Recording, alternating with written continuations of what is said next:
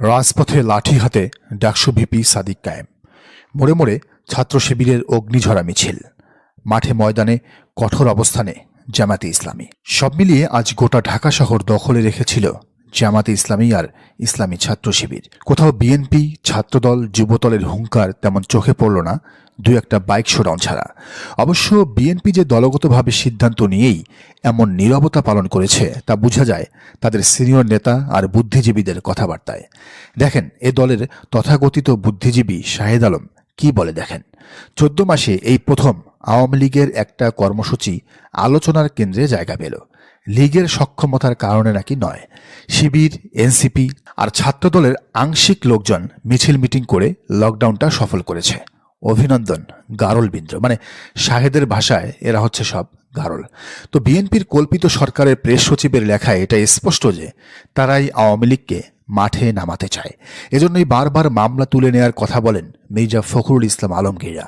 তাদের মনোনীত প্রার্থীরা বলেন ধানের শীষ জেতা মানেই নৌকা জিতে আসা। আরেকটা বিষয় খেয়াল করেন, আজ মাঠে জামাত শিবিরের ভয়ে লীগের কেউ না থাকলেও বাস, মিনিবাস, দূরপাল্লার বাস তেমন চলেনি। রাস্তা ছিল অনেকটা ফাঁকা। এটার কারণ কি? কারণ 5 আগস্টের পর বাস মালিক সমিতি দখলে নেয়া বিএনপির নেতারা এই লকডাউন সফল দেখতে চেয়েছেন।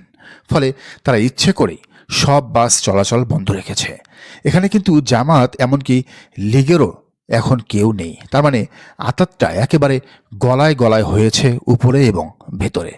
এসবের পেছনে কারণ একটাই, যাতে সরকার চাপে পড়ে গণভোট সংস্কার বাদ দিয়ে দ্রুত ইলেকশন দেয় আর আওয়ামী লীগ ভোট করার সুযোগ পেয়ে প্রধান বিরোধী দল হয়। মানে ভারতের মাস্টার প্ল্যানেই সবকিছু চলছে সমান্তালে, বিএনপি সরকারে আর লীগ বিরোধী দলে। কিন্তু বিএনপি আওয়ামী লীগের এই সমঝোতা সম্ভবত কার্যকর হবে না এদেশে, কারণ জামাত শিবিরের জানবাজ নেতাকর্মীরা এটা কোনোভাবেই হতে দেবে না। তাদের শরীরে এক বিন্দু রক্ত থাকা অবধি এটা হবে না।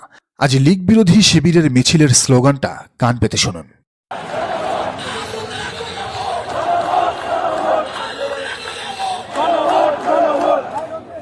কি শুনলেন?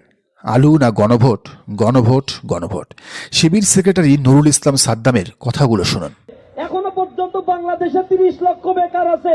এই বেকারদের মধ্যে ভাগ করে কর্মসংস্থান সৃষ্টি করলেই তো হয়। জাতীয় নির্বাচনের কি দরকার আছে? আর সাদিক ক্যাম্প তো একেবারে অগ্নিঝরা বক্তব্য দিয়েছেন আজ। তো মাঠে এখন শুধু জামাত সহ 8 দল নয়, থাকবে ইসলামী ছাত্র শিবির। কারণ জুলাই সনদ বাস্তবায়নের ব্যাপারটি কেবল রাজনৈতিক ব্যাপার নয়, এখন এটা ছাত্র জনতার হিস্সারও ব্যাপার। 1,500 শহীদ আর 20,000 আহতের রক্তের ঋণ শোধের ব্যাপার। ফলে বিএনপির শীর্ষ নেতারা দেয়া বক্তব্য গণভোটের চেয়ে আলু পেঁয়াজ সংরক্ষণ বেশি গুরুত্বপূর্ণ, এই কথাটা জাতি হিসাবে সবার জন্য লজ্জাজনক। মানে মনে হবে আমরা এমনই অসভ্য এক জাতি যে আমরা শুধু আলু পেঁয়াজ বুঝি। দেশ কিভাবে চলবে, সংবিধান কি হবে, সেই বিষয়ে আমাদের কথা বলার কোনো অধিকার নাই। সেই হিসাবে জিয়াউর রহমান 1977 সালে গণভোট কেন করলেন? হা না ভোট কেন করলেন? সে সময় কি টাকা পয়সা লাগে নাই, নাকি সবকিছুই হাওয়ার উপর হয়েছে? ভাই, তখন তো দেশ আরো সংকটে ছিল, অভাব অনটন তখন আরো বেশি ছিল। তো ওই সময় জিয়াউর রহমান তো বলতেই পারতেন এখন ভাত খাওয়া আমাদের জন্য বেশি জরুরি, গণভোটের বদলে আমরা বরং ভাত খাই, ওই টাকা দিয়ে আমরা চাল কিনি, উৎপাদন করি। হাসিনাও বারবার ভোটের কথা উঠলেই উন্নয়নের খোঁটা দিত। রাস্তা করেছি, মেট্রো রেল বানিয়েছি, পদ্মা সেতু করেছি, হ্যান করেছি, ত্যান করেছি, কত কথা। তো সংবিধান কি হবে, দেশ কেমনে চলবে, এসব বিষয়ে সাধারণ মানুষকে বারবার দূরে রাখা হয়েছে অতীতে। কেন? সাধারণ মানুষ কি উন্মাদ নাকি জানোয়ার যে সাধারণ মানুষ আলু পেঁয়াজ আর পেট ছাড়া কিছুই বোঝে না? গ্রামে কিছু মাতব্বর টাইপের মানুষ থাকে যারা পরিবারের গুরুত্বপূর্ণ ডিসিশনে বাসার মেয়েদের রাখে না, বলে তোমরা রান্নাঘরে যাও তো, জমি জমা নিয়ে তোমাদের মাথা ঘামাতে হবে না। সরি টু সে, তারেক রহমানের কথায় সেম টোনটাই পাওয়া গেছে গতকাল এই আলু পোটালের আলোচনায়। তবে এই সব মুরব্বিগিরি এই দেশে আর চলবে না। মানুষ আলু পেঁয়াজ নিয়েও ভাববে, মানুষ গণভোট নিয়েও ভাববে। আবার দেশে কি সংবিধান হবে না হবে সেইটা আমি নিজে ভোট দিয়ে ঠিক করব।